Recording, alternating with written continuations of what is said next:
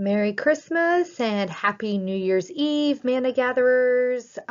Today is the last day of 2020, and I know we are thankful we had made it to the end of this year, and we are hopeful that 2021 will bring us a much better year. I hope, though, in the middle of all this year that we have had, all the pandemic and everything that we've had going on in our lives, that you have been able to see God at work still in the midst of all of it, gathering God's good stuff for your life, even in the midst of these dark and uncertain days.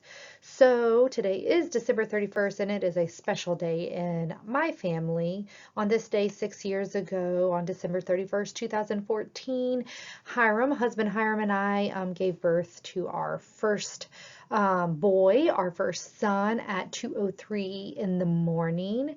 Before I get into all of that and that whole story and how it relates to God's good news for us in John 1, let's first hear these verses from John 1 read to us by my son Hiram Clyde. He read these verses on Christmas Eve as our family lit the Advent wreath together, and so we're going to let him read these verses from John 1.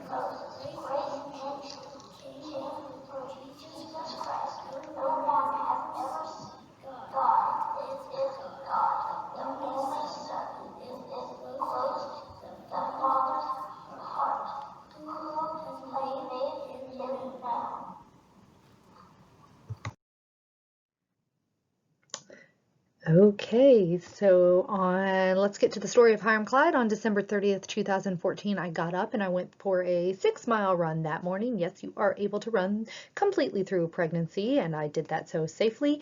And on that day, it was the due date of Hiram Clyde, and I was determined we're going to get this baby on out of here. So I went in the middle of my run, that 6-mile run. I included some hill running. I think I did 4 of Pickens Hills, if you're familiar with the downtown USC campus area.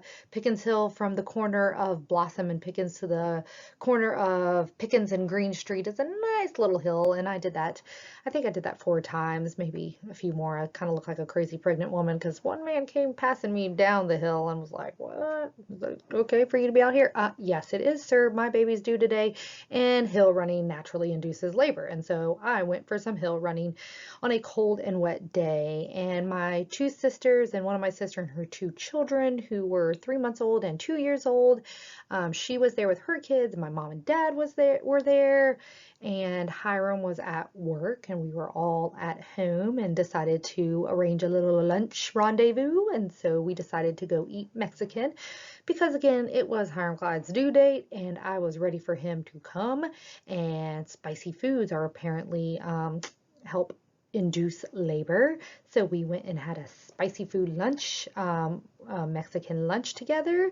And then because it was cold and rainy and that little 2-year-old sweet girl of niece of mine needed to move, we went to the mall and let her ride the merry-go-round, and we walked and spent our Christmas money we got. And I decided, I'm going to ride the merry-go-round horse. So I got up on the merry-go-round horse because horses also induce labor, and I didn't have access to a real horse, so I did the next best thing, which was ride the merry-go-round horse around and around and up and down. And then We all got home from that mall visit around 3 o'clock, and it was again a cold and rainy day, and most people want to take a nap on such days after doing all of that. But I could not sleep, and so I called up my best friend, who was at the time the youth director for Washington Street United Methodist Church, and we both had very, very busy church seasons throughout the Advent season, so we had not seen each other or been able to connect since the beginning of Advent. So we decided we would meet for me tea, her coffee, at 4 o'clock at the Starbucks at Woodhill Mall. And we had just gotten our order and sat down to catch up with one another, and then my water broke. And in the words of my best friend, she said there was a waterfall coming down from my chair. So when I say it broke, it like really, really broke everywhere. And all the women who were at Starbucks were oohing and awing and clapping, and there were two college-age men there who look absolutely horrified at what was happening. I mean, Starbucks are small, so like one person has their water break, the whole store knows, right? So these two guys looked horrified, and the young male barista, bless his heart, as we say in the South, he asked if we needed a pot of boiling water because he was afraid the baby was just gonna come right then. This is not Hollywood. That's not how it happens. I was in labor for the next 12 hours. So a woman came over, she grabbed my purse. Another woman came over and held my elbow and walked me to the door. Another woman got up and opened the door, and still another woman followed us out and opened the car door so we could get in, blessing us and wishing us well. And all of the women were standing and clapping and oh, so excited for me. Completely true story. And off we went to the hospital. And you might be asking, how will I relate this story to John 1? Well, God's taking on flesh told us that what matters most in this life is what? Relationships. Relationships with God and relationships with each other. Whether those are family relationships or non-blood, non-family friendships, but even relationships that matter with our neighbors that you barely know, or relationships that also matter with the stranger or the passerby. Life in this body and even life after this body is all about relationships. I was reminded of the importance of all those relationships that day when I went into labor with Hiram Clyde. And that night, as I waited and waited, and I walked circles and circles around the labor and delivery floor of Lexington Medical, my other high school best friend, who was not with me at Starbucks, but my other one, Alex, who was on her way because it was her mom's birthday and they were on their way to the mountains of North Carolina when I went into labor. She did an about face. She was already 2 hours into the trip and did an about face and came 2 hours back to be with me. My mom was there. My dad was there. My sister-in-law was there. My mother-in-law was there. My two best friends. I mean, I was surrounded by so much love as we waited for this child to be born. So they waited all night, as I said. About 5 p.m. I got to the hospital, and about 2 a.m. Hiram Clyde was born, and all of my family and friends were surrounding me in the hospital, in the waiting room, not delivery room, but I did walk about the whole time. Hiram said he wished he had worn a pedometer because we walked many miles around that second floor of Lexington Medical Center at the time. That's where it was. And I had many friends and family checking in throughout the night. And I thought to myself on that night, and I think about it every Christmas now, this is what life is all about. And I believe that even more now. It not only takes a village, but the village gives our life meaning and gives our life purpose and gives our life reason for living. Relationships are truly what life is all about. Taking on human flesh tells us how much God's own relationship matters with each one of us and with the whole world. And it teaches us also, God taking on flesh, teaches us how important and meaningful our relationships are with others and how much they matter in this life. That night that Jesus was born brought all kinds of people together.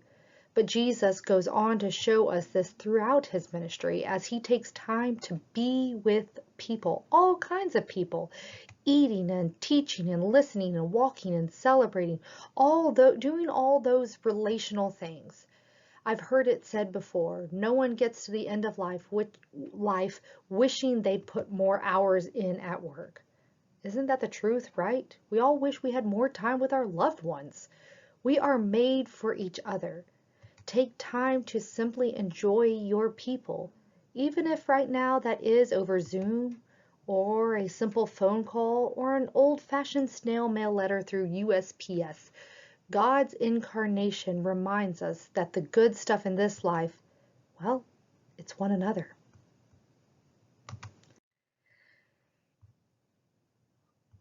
Here's a few pictures. There's me going into labor. You see, my water broke. There's my sister-in-law, my two nieces who were there, my mom who was there, my coach even. See, life relationships are so important throughout life. Even my little dog was in love with little baby Hiram Clyde. And there's me and Hiram, baby Hiram Clyde. And there's sweet Hiram Clyde.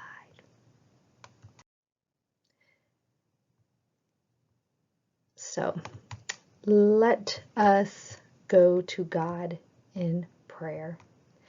God, we give you thanks for who you are, that you are love, and that out of your great love for this whole entire world, you chose to be with us through Jesus Christ. Oh God, help us to feel your presence now and always.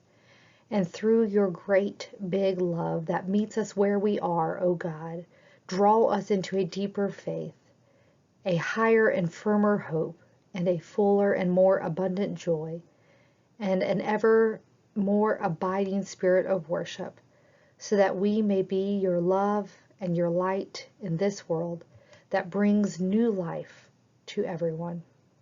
Amen.